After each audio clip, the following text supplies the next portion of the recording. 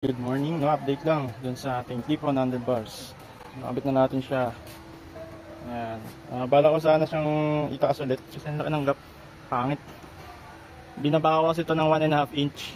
So gusto ko siyang itaas ng kahit half lang para medyo sumara to. Then ayun, ganda ng ano. Mas gumanda na yung riding position, medyo aggressive na. Ang problema, yung bar end ko hindi ko na mabalik kasi tread type to. Ayan. Tapos sa stock handlebar ganito siya. So deroskas siya eh. Tinetread. So ngayon meron kasama tong yung parang bumubuka na ano, na bakal. Ito siya. May kasama siyang ganito. Problema, kahit ikot-ikutin ko yung may pinapasok dito na thread eh. Kahit ikot-ikutin ko hindi naman sumisikip. So hindi siya, ibig sabihin hindi siya bumubuka sa loob na parang sisikip siya. So wala. Kailangan ko maghanap ng ibang bar end na ano lang, plug lang. Tapos bumubuka lang yung loob, katulad nito. Katulad nito. Parang ganyan. Nandito yung sa loob eh, tapos pag tinetread mo siya, bumubuka tong mga teeth na to. Para sumigip. Yun. So sana may makita akong ano dyan. Handlebar, bar end protector pala. Ayun, ayun. Papakita ko sa inyo yung riding position.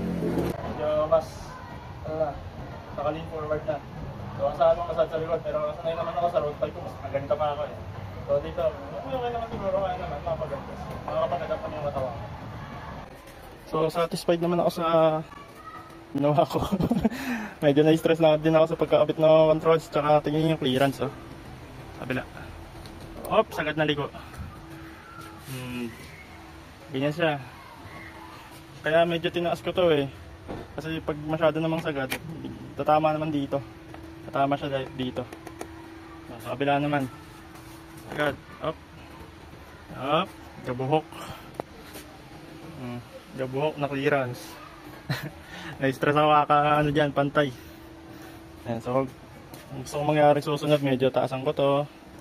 Tapos sana matakpan ko tong taas na to kung ano man pwede yung pantakip dyan. Pangit kasi.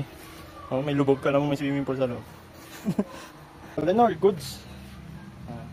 Cockpit update. Clip-on handlebars. Check.